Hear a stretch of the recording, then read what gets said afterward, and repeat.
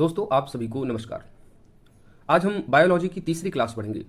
आप पिछली क्लासेस को जरूर देखिए। बीपीएससी जो आगामी बीपीएससी आने वाला है 69th बीपीएससी के अलावा अगर आप कोई दूसरे स्टेट पीसीएस या अन्य वनडे एग्जाम भी देते हैं तो यकीन मानिए आपको बायोलॉजी में इन क्लासेस के अलावा कुछ और पढ़ने की जरूरत नहीं होगी।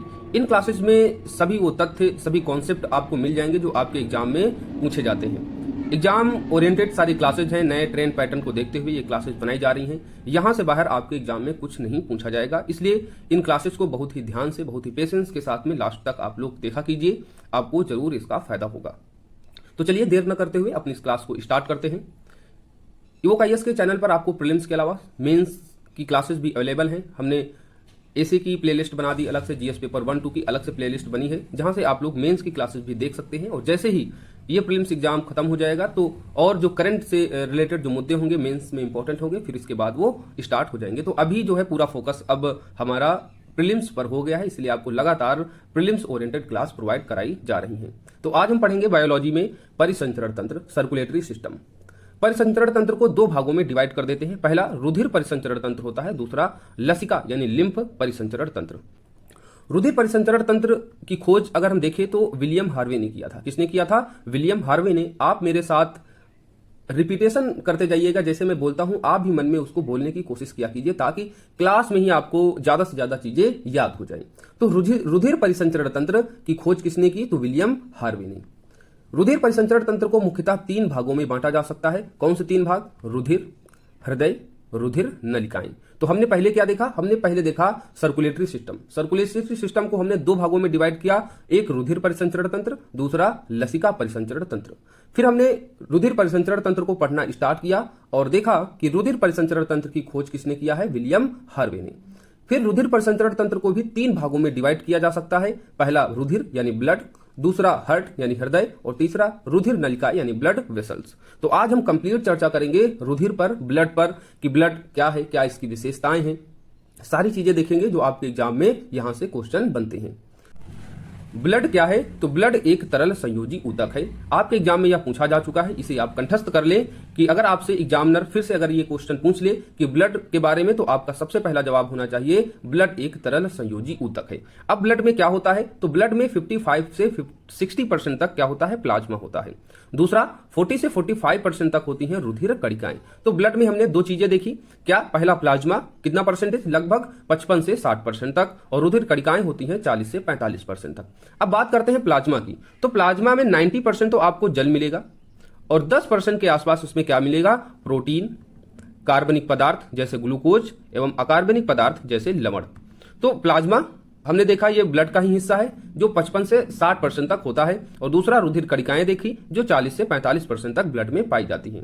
प्लाज्मा की बात करते हैं तो प्लाज्मा में 90% तक तो जल ही होता है, उसके अलावा 10% केवल प्रोटीन, ग्लूकोज और लवण इसमें होते हैं। इस 10% में भी प्रोटीन का जो भाग होता है वह लगभग 7% होता है। तो हमने बहुत ही इंपॉर्टेंट तथ्य देखे। एग्जाम में आपसे डायरेक्ट पूछे जाते हैं कि ब्लड में प्लाज्मा की मात्रा होती है और अलग अलग परसेंटेज दिए होते हैं, तो आप याद रखें कि 55 से 60% प्लाज्मा होता है। फिर अगर प्लाज्मा में भी आपसे पूछ ले कि इसमें जल की क्या मात्रा है, प्रोटीन की क्या मात्रा है, ग्लूकोज लवण की क्या मात्रा है परसेंटेज में, तो आपका जवाब होना चाहिए 90% जल, 7% के आसपास प्रोटीन और शेष जो है वो ग्लूकोज और लवण का हिस्सा होता है। तो ये तथ्य आपको याद रखने हैं। ब्लड एक तरल संयोजी ऊतक है, इसे भी याद रखें। अब हम बात करेंगे रुधिर कणिकाओं की। रुधिर कणिकाओं को अब हम डिवाइड करके पढ़ते हैं और यहीं से क्वेश्चन आपके एग्जाम में बहुत पूछे जाते हैं। रुधिर कणिकाओं में 99% आरबीसी यानी रेड ब्लड सेल, लाल रुधिर कणिकाएं होती हैं और 1% डब्ल्यूबीसी प्लस रुधिर प्लेटलेट्स होती है। तो जो रुधिर कणिकाएं होती हैं जो ब्लड का दूसरा हिस्सा है 40 से 45% वाला, तो इसको हम 3 भागों में डिवाइड कर देते हैं। पहला आरबीसी इसमें होती है, दूसरा होता है डब्ल्यूबीसी और तीसरी होती है रुधिर प्लेटलेट्स। जो आरबीसी होती हैं जिन्हें रेड ब्लड सेल या लाल रुधिर कणिकाएं कहती हैं, इनका अन्य नाम भी है इरिथ्रोसाइट्स। आपके एग्जाम में डायरेक्ट पूछा जाता है निम्नलिखित में से इरिथ्रोसाइट्स है, आरबीसी, डब्ल्यूबीसी, रुधिर प्लेटलेट्स, तो आपका जवाब होना चाहिए कि इरिथ्रोसाइट्स क्या हैं? इरिथ्रोसाइट्स आरबीसी यानी रेड ब्लड सेल्स हैं और यह रुधिर कणिकाओं का 99% होती है। तो एक एक करके देखेंगे कि आरबीसी क्या है, इनकी क्या विशेषताएं हैं। डब्ल्यूबीसी जिसे कहते हैं ल्यूकोसाइट, ये भी आपको तथ्य याद रखने हैं कि एरिथ्रोसाइट्स होते हैं आरबीसी, ल्यूकोसाइट होती हैं डब्ल्यूबीसी यानी व्हाइट ब्लड सेल, श्वेत रक्त कणिकाएं। फिर तीसरी रुधिर प्लेटलेट्स, रुधिर प्लेटलेट्स को कहते हैं थ्रोम्बोसाइट्स या रक्त बिंबाणु। अब आपको इस तरीके के शब्द दे दिए जाएं तो आपको प्लेटलेट्स शायद पता हो, लेकिन रक्त बिंबाणु या थ्रोम्बोसाइट अगर शब्द नहीं पता होंगे और एग्जामिनर यही शब्द देकर आपसे प्लेटलेट्स की विशेषताओं के बारे में कुछ पूछ ले तो शायद आपका जवाब गलत हो जाए या आप क्वेश्चन को छोड़ दें।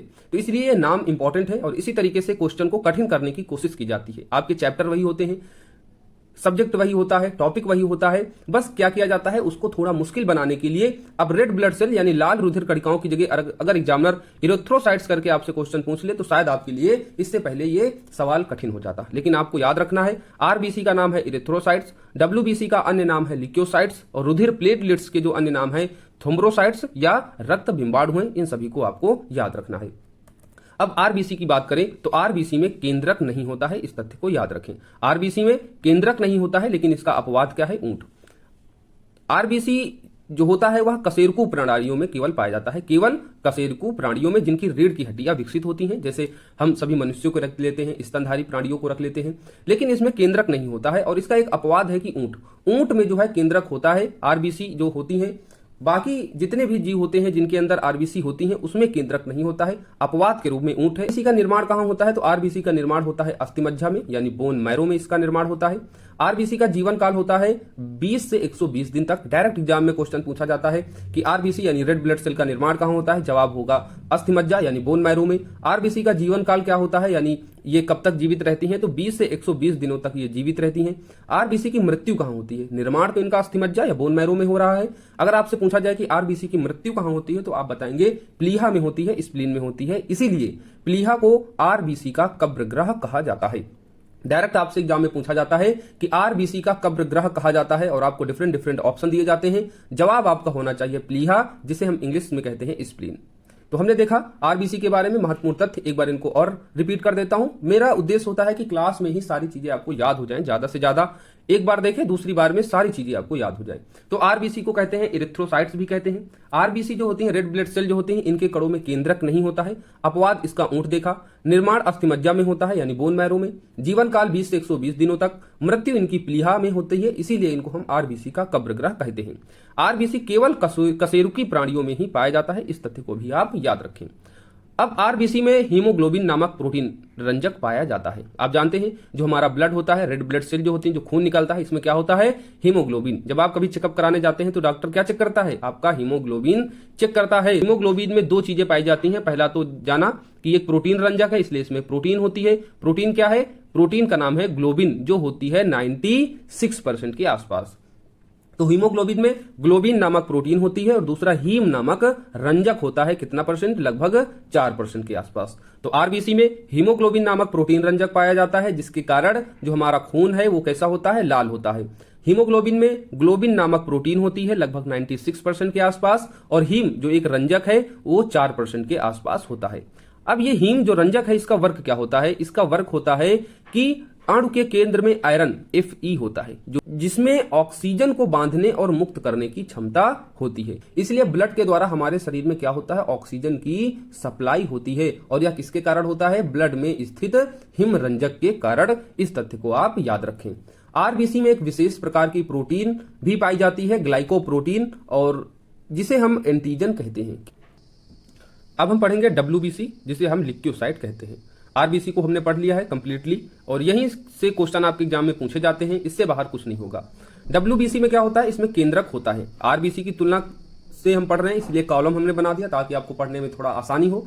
आरबीसी में केंद्रक नहीं होता था, लेकिन डब्ल्यूबीसी में केंद्रक होता है। आरबीसी का निर्माण हम कहां देख रहे थे, अस्थिमज्जा बोन मैरो में, और डब्ल्यूबीसी का निर्माण होता है अस्थिमज्जा, लिम्फ नोड, यकृत एवं प्लीहा में। तो हम देख रहे हैं कि डिफरेंट ऑर्गन में डब्ल्यूबीसी का निर्माण होता है, जिसमें पहला देखा बोन मैरो में भी इनका निर्माण होता है, लिम्फ नोड में भी होता है, यकृत और प्लीहा में भी इनका निर्माण होता है। तो एक तरफ हमने देखा कि आरबीसी की मृत्यु हो रही थी प्लीहा में, जिसे हम आरबीसी का कब्र ग्रह कह रहे थे, लेकिन इसके विपरीत हम देख रहे हैं कि डब्ल्यूबीसी में जो है प्लीहा का निर्माण होता है। तो एक तरीके से प्लीहा में डब्ल्यूबीसी का निर्माण होता है और प्लीहा में आरबीसी की मृत्यु होती है। ये दोनों तथ्य आप याद रखें। डब्ल्यूबीसी का जो जीवन काल है वह 2 से 4 दिन है। वहीं आरबीसी की तुलना में देखें तो आरबीसी का क्या था, 20 से 120 दिन तक था। डब्ल्यूबीसी में 2 प्रकार के हम देखते हैं कण होते हैं, एक तो ग्रेनुलोसाइट्स, दूसरा होता है एग्रेनुलोसाइट्स। ग्रेनुलोसाइट्स क्या होता है, जिन श्वेत रुधिर कणिकाओं में कण यानी ग्रेनुअल्स मौजूद होते हैं उन्हें कहते हैं ग्रेनुलोसाइट्स। एग्जाम्पल न्यूट्रोफिल और इयोसिनोफिल। डायरेक्ट आपसे एग्जाम्पल देके क्वेश्चन पूछा जाता है, न्यूट्रोफिल इयोसिनोफिल हैं, ग्रेनुलोसाइट्स हैं या एग्रेनुलोसाइट्स हैं, तो आपका जवाब होना चाहिए ग्रेनुलोसाइट्स हैं, क्योंकि इन श्वेत रुधिर कणिकाओं में क्या पाए जाते हैं, ग्रेनुअल्स मौजूद होते हैं, पाए जाते हैं। अब आते हैं ग्रेनुलोसाइट्स। ग्रेनुलोसाइट्स जो होते हैं कुछ श्वेत रुधिर कणिकाओं में कण मौजूद यानी ग्रेनुअल्स मौजूद नहीं होते हैं और उन्हें ही हम एग्रेनुलोसाइट्स कहते हैं। तो ग्रेनुलोसाइट्स वे श्वेत रुधिर कणिकाएं हैं जिनमें ग्रेनुअल्स मौजूद होते हैं और एग्रेनुलोसाइट्स वे श्वेत रुधिर कणिकाएं हैं जिनमें ग्रेनुअल्स मौजूद नहीं होते हैं। एग्रेनुलोसाइट्स 2 टाइप के होते हैं, पहला lymphocytes, this is the very important, और दूसरा होता है मोनोसाइट्स। लिम्फोसाइट्स बहुत बार पूछा जाता है कि लिम्फोसाइट्स होते हैं डब्ल्यूबीसी, आरबीसी, रुधिर प्लेटलेट्स, तो आपका जवाब होना चाहिए लिम्फोसाइट्स डब्ल्यूबीसी के ग्रेनुलोसाइट्स का ही एक पार्ट है और जो एंटीबॉडी का निर्माण करती हैं, यानी एंटीबॉडी क्या है, एक प्रकार की प्रोटीन है, इसका निर्माण कौन करती है, लिम्फोसाइट्स। और एंटीबॉडी क्या करती है, जो हमारे शरीर में जो रोग उत्पन्न होते हैं उनसे लड़ने की जो क्षमता होती है वह एंटीबॉडी में ही होती है। जैसे अभी कोविड आया था तो क्या कह रहे थे, हमारे शरीर में कोविड के लिए एंटीबॉडी का निर्माण कौन करेगी, वैक्सीन करेगी। तो वैक्सीन क्या होगी, वैक्सीन होगी एक प्रकार की एंटीजन, और एंटीजन निर्माण करती है एंटीबॉडी की, और एंटीबॉडी ही उस वायरस उस रोग से लड़ने की उसके अंदर क्षमता होती है। तो लिम्फोसाइट्स एंटीबॉडी का निर्माण करती है और मोनोसाइट्स क्या होती हैं, तो मोनोसाइट्स भी रोगों से लड़ने में यह सहायता प्रदान करती हैं, हमारे अंदर रोग प्रतिरोधक क्षमता को डेवलप करती हैं मोनोसाइट्स। तो आपने डब्ल्यूबीसी को पढ़ लिया है। एक तथ्य इसमें और रह गया है कि डब्ल्यूबीसी की मृत्यु कहां होती है, तो डब्ल्यूबीसी की मृत्यु होती है ब्लड यानी रक्त में ही। निर्माण हो रहा है डब्ल्यूबीसी का प्लीहा में, अस्थिमज्जा और लिम्फ नोड में, लेकिन इनकी मृत्यु कहां होती है, इनकी मृत्यु ब्लड में होती है। इस तथ्य को भी आप याद रखें। तो इस तरीके से हमने डब्ल्यूबीसी आरबीसी को पढ़ा अच्छे से। अब हम देखेंगे रुधिर प्लेटलेट्स थ्रोम्बोसाइट्स। थ्रोम्बोसाइट्स यानी रुधिर प्लेटलेट्स, रक्त बिंबाणु भी जिसे कहते हैं, इनमें भी केंद्रक नहीं होता है आरबीसी की तरह। इस तथ्य को आप याद रखें। रुधिर प्लेटलेट्स केवल स्तनधारी वर्ग के रक्त में ही पाया जाता है, यानी अन्य वर्गों में आप रुधिर प्लेटलेट्स नहीं देखेंगे। केवल स्तनधारी वर्ग के जो जीव हैं उन्हीं में रुधिर प्लेटलेट्स पाया जाता है। आपसे डायरेक्ट एग्जाम में क्वेश्चन पूछा जा सकता है कि रुधिर प्लेटलेट्स निम्नलिखित में पाया जाता है, केवल स्तनधारियों में पाया जाता है, या अन्य ऑप्शन भी आपको दिए जा सकते हैं। तो इस तरीके से जहां केवल एक स्पेसिफिक नाम हो जाता है कि केवल उसी में पाया जाता है, तो इस तरीके के तथ्य आपके एग्जाम के लिए बहुत ही इंपॉर्टेंट हो जाते हैं। जिस तरीके से आरबीसी में केंद्रक नहीं होता था, लेकिन अपवाद में क्या देखा था कि ऊंट एक ऐसा कशेरुकी जीव है जहां केंद्रक होता है उसकी आरबीसी में, उसी तरीके से रुधिर प्लेटलेट्स देख रहे हैं कि केवल स्तनधारी वर्ग के रक्त में ही पाया जाता है। इनकी संख्या की बात करें रुधिर प्लेटलेट्स की, तो 2 से 5 लाख प्रति घन mm रक्त में होती हैं क्या, रुधिर प्लेटलेट्स। जब आपको डेंगू वगैरह हो जाता है तो कहते हैं ना आपकी प्लेट्स गिर रही हैं, फिर लाखों में वो काउंट होती है। तो आप याद रखें कि रुधिर प्लेटलेट्स एक स्वस्थ मनुष्य के अंदर कितने से कितने के बीच होनी चाहिए, तो 2 से 5 लाख, और इसको काउंट किस में करते हैं, प्रति घन mm में। अब आपको पता है कि प्लेटलेट्स 2 से 5 लाख होती हैं, लेकिन अब आपको इस गहराई में भी तथ्य को याद रखना है कि ये प्लेटलेट्स प्रति घन mm जो होती हैं, मतलब इनको हम किस में काउंट करते हैं, प्रति घन mm में काउंट करते हैं, और यह रक्त में कितनी मात्रा में होती हैं, 2 से 5 लाख।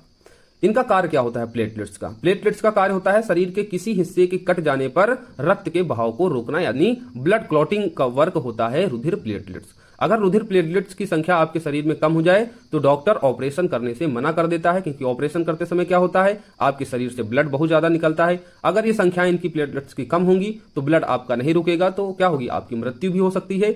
इसलिए प्लेटलेट्स अगर आपके शरीर में कम होती हैं तो आपका ऑपरेशन डॉक्टर करने से मना कर देता है। तो ब्लड क्लॉटिंग का मुख्यतः इनका कार्य होता है रक्त बिंबाणु, थ्रोम्बोसाइट्स, रुधिर प्लेटलेट्स का। निर्माण इनका अस्थिमज्जा में होता है, बोन मैरो में होता है, जैसे आरबीसी का निर्माण हो रहा था बोन मैरो में। इनका जीवन काल जो होता है 3 से 5 दिन तक होता है, यानी ये प्लेटलेट्स जो है वो बनती रहती हैं और मरती रहती हैं। तो जैसे कोई नई प्लेटलेट्स बनी तो उसका जीवन काल कितना होगा, 3 से 5 दिन होगा, उसके बाद ही इनका मृत्यु हो जाएगी। और अन्य प्लेटलेट्स जो है लगातार सर्कुलेशन में ये बनती रहती हैं, मरती रहती हैं। अब हम एंटीजन की बात कर रहे थे कि आरबीसी में एक विशेष प्रकार की क्या होती थी, प्रोटीन होती थी, जिसे हम क्या कहते थे, एंटीजन कहते थे। अगर एंटीजन की परिभाषा देखें, जिसे हम एंटीजन को हिंदी में क्या कहते हैं, प्रतिजन। तो प्रतिजन भी अगर आपको दे दे, आपको एंटीजन पता है लेकिन प्रतिजन नहीं पता है, तो इससे भी कभी कभी नुकसान हो जाता है। इसलिए साइंस में थोड़ा सा हिंदी के साथ साथ में इंग्लिश वर्जन और इंग्लिश के जो बड़े प्रचलित शब्द होते हैं, एंटीबॉडी, एंटीजन कि जो हिंदी शब्द होते हैं उनको भी थोड़ा सा याद रखें। एग्जामिनर आपसे इस तरीके से क्वेश्चन पूछ लेता है। तो एंटीजन को क्या कहते हैं, हिंदी में प्रतिजन कहते हैं। ये क्या होते हैं, तो ये प्रतिजन यानी एंटीजन वे अणु हैं जो रोगों से लड़ने की क्षमता उत्पन्न करते हैं, अर्थात एंटीबॉडी का निर्माण करते हैं, एंटीबॉडी उत्पन्न करते हैं। तो जो दो चीजें हो गई, जो एंटीजन होता है वो क्या पैदा करते हैं, क्या उत्पन्न करते हैं, तो एंटीबॉडी। और एंटीबॉडी का निर्माण कहां होता है, लिम्फोसाइट्स में होता है, ये आपको याद रखना है। तो डब्ल्यूबीसी से संबंधित है एंटीबॉडी और आरबीसी से संबंधित है एंटीजन। एंटीजन एक प्रकार से कह सकते हैं जीवाणु हो सकता है, विषाणु भी हो सकता है। आपके अंदर जो रोग जाते हैं वो एंटीजन के रूप में होते हैं और यही क्या करते हैं, शरीर को संकेत देते हैं कि इनसे लड़ने के लिए आप एंटीबॉडी नामक प्रोटीन का निर्माण करें। तो इसीलिए जो वैक्सीन लगाई जाती है वो एक प्रकार से प्रतिजन है, एंटीजन है, जो जाकर एंटीबॉडी के निर्माण का संकेत देती है कि इस प्रकार का वायरस है, इस तरीके की आप एंटीबॉडी बनाइए और शरीर की जो है रोगों से रक्षा कीजिए। तो एंटीजन आप पता हो गया, एंटीजन क्या होता है, एंटीजन जो होता है वह एंटीबॉडी उत्पन्न करती है जो रोगों से लड़ने की क्षमता प्रोवाइड कराती है हमारे शरीर को। अब कुछ इंपॉर्टेंट फैक्ट हैं। इंपॉर्टेंट फैक्ट बहुत इंपॉर्टेंट है। जब हम इंपॉर्टेंट फैक्ट की हेडिंग बना ले, इसका मतलब है कि आपके एग्जाम के लिए 101% इनकी संभावना हो जाती है। पहला, मानव शरीर में रक्त जो होता है शरीर के भार का लगभग 7 से 8% होता है। जैसे आपका शरीर मान लो है 63 केजी का, है ना, आप हैं कितने 63 केजी के, तो आपके शरीर में रक्त कितना हो सकता है, तो 7% हो सकता है। तो 63 का 7% निकाल लीजिए, जितना होगा वह आपका रक्त हो सकता है। मतलब एक स्वस्थ मनुष्य की बात की जा रही है। पहले क्या होता है, आपका वेट किया जाता है, वेट करने के बाद में आपका ब्लड देखा जाता है कि ब्लड अगर 7 से 8% है आपके वेट का, तो आप कह सकते हैं कि आप एक स्वस्थ मनुष्य हैं और स्वस्थ मनुष्य के आधार पर आपके शरीर में रक्त सही मात्रा में है। लेकिन आपका वेट जो है वह अधिक है और देखा जा रहा कि आपके शरीर में ब्लड वेट के हिसाब से कम है, तो फिर जो है थोड़ी चिंता की बात हो जाती है। तब डॉक्टर आपको दवाइयां देता है। रक्त मापने का सबसे अच्छा तरीका यही होता है कि आपका वेट देखा जाए और वेट का 7 से 8% लगभग 1/13 भाग। तो कब एक बार एग्जाम में पूछ दिया गया, अब आपको 7 से 8% पता है लेकिन दे दिया गया 1/13 भाग, अब आप कंफ्यूज हैं। तो याद रखें 7 से 8% का मतलब ही होता है 1/13 भाग। अगर इसको हम मैथमेटिकल कैलकुलेशन करेंगे तो यही आएगा। तो मानव शरीर में रक्त शरीर के भार का लगभग 7 से 8% या कह सकते हैं 1/13 भाग होता है। रक्त की प्रकृति कैसी होती है, तो रक्त एक क्षारीय पदार्थ है जिसका पीएच मान होता है 7.4। इसको भी याद रखिए। आपसे पूछा जाता है रक्त होता है अम्लीय क्षारीय, तो आपको बताना होगा क्षारीय होता है जिसका पीएच मान 7.4% होता है। रक्त का थक्का बनने में फाइब्रिनोजिन प्रोटीन सहायक होती है, इस तथ्य को भी याद रखें। फाइब्रिनोजिन क्या है, एक प्रकार की प्रोटीन है जो ब्लड क्लॉटिंग में सहायता करती है। रक्त का थक्का बनने की प्रक्रिया का है, तो प्रक्रिया को देखें तो हमने ऊपर तो देख ही लिया कि फाइब्रिनोजिन प्रोटीन सहायक होती है, लेकिन इसमें भी और भी तथ्य निकल कर आएंगे जिन्हें हम बताएंगे, आपको वो याद रखने होंगे। तो जो आपके शरीर में ब्लड क्लॉटिंग होती है उसकी प्रक्रिया की बात करें तो थ्रोम्बोप्लास्टिन नामक एक पदार्थ होता है। कौन सा पदार्थ, थ्रोम्बोप्लास्टिन नामक पदार्थ होता है जो प्रोथ्रोम्बिन और कैल्शियम के साथ जुड़कर थ्रोम्बिन नामक एंजाइम का निर्माण करता है। तो थ्रोम्बोप्लास्टिन पदार्थ प्रोथ्रोम्बिन प्लस कैल्शियम से जुड़कर क्या बनाता है, थ्रोम्बिन बनाता है, जो क्या है एक प्रकार का एंजाइम है। ये जो थ्रोम्बिन एंजाइम होता है या रुधिर प्रोटीन फाइब्रिनोजिन, हमने ऊपर बताया था ना कि फाइब्रिनोजिन क्या है, एक प्रकार की रुधिर प्रोटीन है जो ब्लड क्लॉटिंग में सहायक होती है। तो जो थ्रोम्बिन एंजाइम बनता है प्रोथ्रोम्बोप्लास्टिन प्रोथ्रोम्बिन और कैल्शियम से जुड़कर, यही फाइब्रिनोजिन रुधिर प्रोटीन के साथ मिलकर क्या बनाता है, फाइब्रिन बनाता है। और ये फाइब्रिन जो है रक्त रुधिरांश से मिलकर रक्त का थक्का बना लेती है। फाइब्रिन जो होती है एक प्रकार से बहुत ही महीन जालिका होती है, बहुत ही महीन जाली बन जाती है, जिसके कारण क्या होता है, जो ब्लड होता है वह बाहर नहीं आ पाता। एक प्रकार से बहुत ही महीन झिल्ली का ये निर्माण कर देती है फाइब्रिन, जिसके कारण क्या होता है, ब्लड क्लॉटिंग हो जाती है। ये तथ्य सारे आपको याद रखने हैं। रुधिर वाहिकाओं से निकाले गए रुधिर को जमने से बचाने के लिए थोड़ा सा सोडियम और पोटेशियम ऑक्जिलेट मिलाया जाता है। जैसे आपसे डायरेक्ट क्वेश्चन पूछा जा सकता है कि रुधिर वाहिका से निकाले गए रुधिर को जमने से बचाने के लिए उसमें मिलाया जाता है, डिफरेंट ऑप्शन होंगे, सही जवाब होगा सोडियम या पोटेशियम ऑक्जिलेट। हिपैटिन, तो हिपैटिन यकृत से स्रावित होने वाला एक पदार्थ है जो रक्त को जमाने से रोकता है, इस तथ्य को भी आप याद रखें। सीरम क्या होता है, ये सारे शब्द हैं जो आपके एग्जाम में डायरेक्ट पूछे जाते हैं।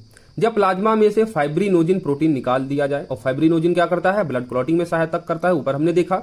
तो जब प्लाज्मा देखा था, रुधिर को दो भागों में बांट रहे थे, एक प्लाज्मा में, दूसरा रुधिर कणिकाओं में। प्लाज्मा में 90% जल था और 60% प्रोटीन, और अन्य शेष भागों में लवण और ग्लूकोज। तो वही प्लाज्मा है कि जब प्लाज्मा में से फाइब्रिनोजिन प्रोटीन निकाल लिया जाए तो शेष प्लाज्मा क्या बन जाएगा, सीरम कहा जाता है। तो प्लाज्मा में से फाइब्रिनोजिन प्रोटीन निकाल लो तो वो क्या बन जाता है, सीरम बन जाता है। इस तथ्य को आप याद रखें। डब्ल्यूबीसी की असामान्य वृद्धि, यानी डब्ल्यूबीसी की हमने देखा था ऊपर, व्हाइट ब्लड सेल, उसकी सारी विशेषताओं को देखा था। लेकिन अगर आपके शरीर में डब्ल्यूबीसी की असामान्य वृद्धि होने लगे, यानी बहुत तेजी से डब्ल्यूबीसी बढ़ने लगे, पहला कार्य तो डब्ल्यूबीसी का होता है कि इसमें जो लिम्फोसाइट्स देखा था डब्ल्यूबीसी के प्रकारों में, और वो क्या करता था, आपके शरीर के लिए एंटीबॉडी का निर्माण करती है जो आपके शरीर में कोई भी रोग हो उससे लड़ने में वो मदद करती है। लेकिन अगर डब्ल्यूबीसी की संख्या बहुत तेजी से बढ़ने लगे तो आपके शरीर में ब्लड कैंसर हो सकता है, ल्यूकीमिया हो सकता है। तो डब्ल्यूबीसी की असामान्य वृद्धि क्या होती है, ब्लड कैंसर, जिसे हम क्या कहते हैं, ल्यूकीमिया कहते हैं। तो एग्जाम में आपसे पूछ लिया जाए कि ब्लड कैंसर होता है डब्ल्यूबीसी की संख्या में कमी होने से, डब्ल्यूबीसी की संख्या में बहुत तेजी से वृद्धि होने से, और भी ऑप्शन आपके लिए बनाए जाएंगे, लेकिन आपका जवाब होना चाहिए कि डब्ल्यूबीसी में जब बहुत तेजी से वृद्धि होने लगती है तो वही ब्लड कैंसर का रूप ले लेती है, जिसे हम कहते हैं ल्यूकीमिया रोग। प्रोटीन, आयरन, विटामिन B12 एवं फोलिक एसिड आरबीसी के निर्माण में सहायक होते हैं। तो आरबीसी के निर्माण में कौन कौन सी चीजें सहायक होती हैं, तो प्रोटीन भी आरबीसी के निर्माण में सहायक होती है। आयरन खाओ, है ना, तभी कहते हैं कि अगर आपके शरीर में खून की कमी हो जाए तो क्या खाना चाहिए, आयरन वाली चीजें खानी चाहिए। फोलिक एसिड वाली चीजें खाओ, और ये सारी चीजें क्यों आपको लेनी चाहिए, क्योंकि ये आरबीसी यानी आपके ब्लड को इंक्रीज करती हैं। अगर आप में एनीमिया रोग या रक्त छीणता या आपके शरीर में रक्त की कमी होती है तो ये सारी चीजें आपको क्या करना चाहिए, खाना चाहिए जब आपके शरीर में खून की कमी हो जाए। क्या, प्रोटीन लो, आयरन लो, विटामिन B12 लो और फोलिक एसिड लो। हीमोग्लोबिन की कमी से क्या हो जाती है, रक्त छीणता, जिसे हम एनीमिया कहते हैं। हीमोग्लोबिन की कमी का मतलब ही हो जाता है कि आपके शरीर में रक्त की कमी होने लगी है। हीमोग्लोबिन को ऊपर पढ़ा ही था कि हीमोग्लोबिन में ग्लोबिन नामक प्रोटीन होती है, हीम नामक रंजक होता है। हीम और जो रंजक होता है वो क्या करता है, ऑक्सीजन की सप्लाई में सहायक होता है, ऑक्सीजन के अणुओं को बांधने और मुक्त करने की क्षमता होती है हीम नामक रंजक में। तो ये सारे तथ्य हमने ऊपर ही देख लिए थे। हीमोग्लोबिन के कारण ही क्या होता है, रक्त का रंग क्या होता है, लाल होता है, और इसकी कमी जैसे होती है हीमोग्लोबिन की तो हमारे शरीर में रक्त की कमी हो जाती है, जिसे क्या कहते हैं, एनीमिया रोग। रक्त की कमी हो जाए तो क्या खाना चाहिए, प्रोटीन, आयरन, विटामिन B12 और फोलिक एसिड के पदार्थों का सेवन करना चाहिए। अब इसमें एक चीज और एग्जाम में पूछा जाता है मनुष्य के रुधिर वर्ग समूह के बारे में। तो मनुष्य का जो रुधिर वर्ग होता है इसकी खोज किसने की थी, कार्ल लैंडस्टीनर। सबसे पहले तो इसे आप याद रखें कि रुधिर वर्ग समूह की खोज की थी लैंडस्टीनर ने। रुधिर वर्ग को 4 भागों में इन्होंने बांटा, 4 वर्ग समूहों में डिवाइड किया। रुधिर वर्ग A, B, AB और O। यानी आप देखते होंगे जब आप ब्लड डोनेट करने जाते हैं या ब्लड के संबंध में पढ़ते हैं तो आपसे पूछा जाता है कि आपका क्या रुधिर ब्लड समूह है, तो आप बताते हैं कि हमारा A है, किसी का B होगा तो B बताते हैं, AB होता है तो AB और O। तो ये 4 प्रकार के रुधिर वर्ग समूह होते हैं, A, B, AB, O। जो रुधिर वर्ग A होता है इसमें एंटीजन केवल A होती है, एंटीबॉडी केवल B होती है। दूसरा रुधिर वर्ग बी में एंटीजन जो होता है इसमें बी होता है और एंटीबॉडी क्या होती है, केवल ए। यानी जो एंटीजन होगा उसके जस्ट अपोजिट क्या होगी, एंटीबॉडी होगी। तो अगर आपके रुधिर वर्ग ए है तो आपका जो एंटीजन होगा वह केवल ए होगा, एंटीबॉडी केवल बी होगी।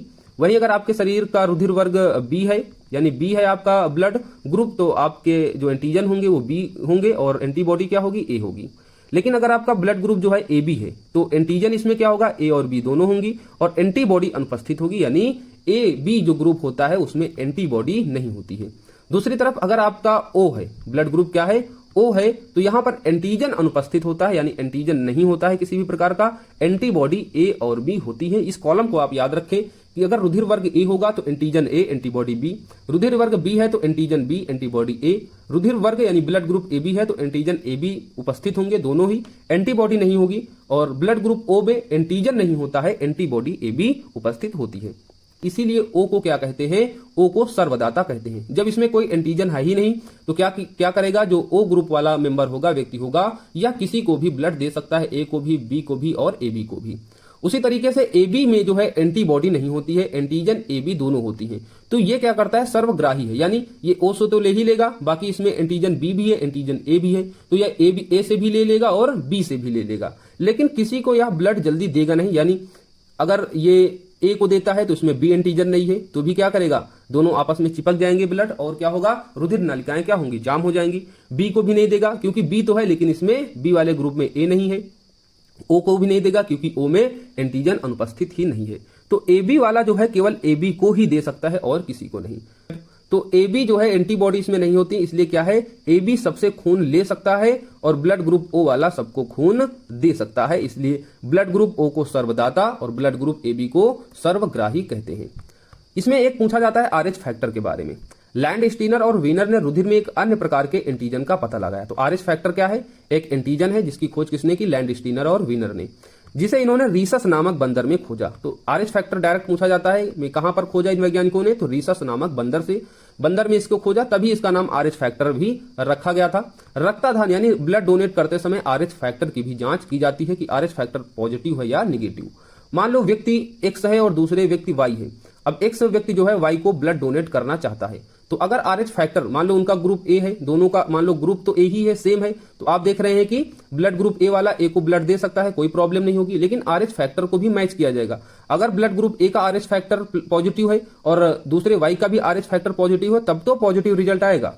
लेकिन अगर ब्लड ग्रुप सेम है लेकिन आरएच फैक्टर इनका डिफरेंट है, मान लो पहले वाले व्यक्ति का आरएच फैक्टर प्लस है और दूसरे वाले जो व्यक्ति है उसमें ब्लड ग्रुप ए ही है लेकिन उसका आरएच फैक्टर सेम नहीं है, आरएच फैक्टर उसका क्या है, नेगेटिव है, तो इस कंडीशन में क्या होगा, नेगेटिव रिजल्ट आएगा। परिणाम देखते हैं कि यदि आरएच फैक्टर रक्त वर्ग का समूह आरएच माइनस या नेगेटिव रक्त वर्ग वाले व्यक्ति को दिया जाता है तो प्रथम बार कम मात्रा होने के कारण कोई प्रभाव नहीं पड़ेगा।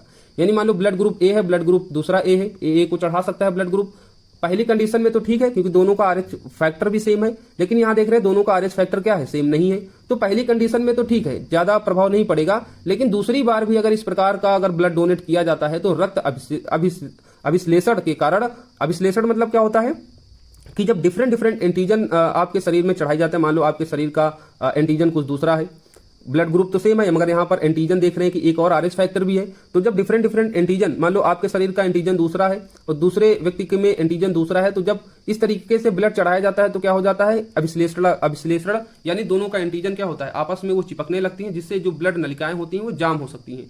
तो जब ब्लड नलिकाएं जाम होंगी तो आपके शरीर में रक्त का प्रवाह नहीं होगा, रक्त जो है वो ऑक्सीजन की भी सप्लाई करता है और आपकी मृत्यु हो जाएगी। इसलिए एंटीजन होना बहुत ही इंपॉर्टेंट है, जिस एंटीजन का ग्रुप है उसी एंटीजन के ग्रुप में आप ब्लड को डोनेट कर सकते हैं।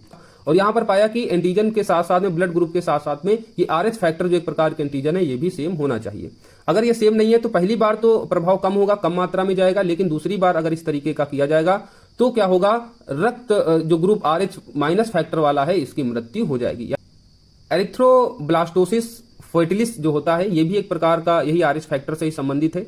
यदि पिता का रक्त आरएच फैक्टर प्लस पॉजिटिव है और माता का रक्त जो है आरएच फैक्टर निगेटिव है तो प्रथम संतान तो सामान्य होगी, लेकिन उसके बाद जन्म लेने वाले शिशु की जन्म से पहले गर्भावस्था में ही मृत्यु हो जाएगी। तो एक प्रकार से यही है कि आरएच फैक्टर प्लस और आरएच फैक्टर निगेटिव अगर माता पिता में ये डिफरेंट है तो पहले वाली जो संतान होगी वो तो ठीक होगी क्योंकि इसमें थोड़ा सा प्रभाव कम होगा, लेकिन सेकंड जो बच्चा पैदा होगा या तो जन्म लेने के बाद या गर्भावस्था में उसकी मृत्यु हो जाती है। इसे ही कहते हैं एरिथ्रोब्लास्टोसिस फर्टिलिस। तो ये सारे तथ्य आपको याद रखने हैं। और इसके बाद ब्लड तो यहाँ से जो हम देख रहे थे इसका जो डिवीजन किया था ब्लड को पढ़ने का, रुधिर परिसंचरण तंत्र का, उसमें ब्लड था, हार्ट था और रुधिर नलिकाएं थी। तो हमने ब्लड को पढ़ लिया। अब सेकंड फेज में पढ़ेंगे हम लोग ब्लड वेसल्स, उसके बाद हृदय और लसिका परिसंचरण तंत्र। तो नेक्स्ट वीडियो में इसको कवर कर लेंगे। अभी के लिए इतना ही, क्योंकि वीडियो बहुत लंबा हो जाता है तो शायद आप लोग पढ़ते पढ़ते भी ऊब जाते होंगे। तो टुकड़ों में ये सारी चीजें आपको दी जाएंगी तो शायद आप लोग अच्छे से इसको याद कर पाएं और रिवीजन भी कर पाएं। और जैसे ही एग्जाम पास आएगा तो ये जो सारे आपके लिए वीडियो प्रोवाइड किए जा रहे हैं अलग अलग क्लासेज में, इनको एक कंबाइंड करके एक रिवीजन क्लास करके या मैराथन क्लास का नाम देकर इसको हम पूरा कंबाइंड कर देंगे ताकि आपको रिवीजन करने में भी आसानी हो। अभी के लिए इतना ही, मिलते हैं सेकंड क्लास में। और सेकंड के जो नेक्स्ट क्लास होगी इसकी, उसमें हम पढ़ेंगे बचे हुए जो रुधिर परिसंचरण तंत्र में हृदय बचा हुआ है, यहाँ पर हमने डिवाइड किया था, हमने ब्लड को पूरा कंप्लीट कर लिया है। अब इसके जो नेक्स्ट क्लास होगी उसमें हृदय, हार्ट के बारे में पढ़ेंगे कि हार्ट कैसे ब्लड सर्कुलेशन में पार्टिसिपेट करता है, दूसरा ब्लड जो वेसल्स होती हैं उनका क्या कार्य होता है, धमनियां, शिराएं, ये सारी चीजें। और फिर परिसंचरण तंत्र का जो सेकेंड हमने इसका भाग देखा था लसिका परिसंचरण तंत्र, इसको भी पढ़ लेंगे अब नेक्स्ट क्लास में। तो जब तक के लिए अभी के लिए इतना ही, मिलते हैं नेक्स्ट वीडियो क्लास में। पढ़ते रहें, मुस्कुराते रहें। आपकी जो भी क्वेरीज हो कमेंट बॉक्स में जरूर बताएं। क्लास से संबंधित अगर कोई सुझाव देना चाहते हैं तो सुझाव दे सकते हैं। ये सारी क्लासेज आपके लिए बनाई जा रही हैं, आपको इसका फायदा होना चाहिए, बस यही उद्देश्य है आपका सिलेक्शन हो। तो धन्यवाद, जय हिंद, पढ़ते रहें, मुस्कुराते रहें।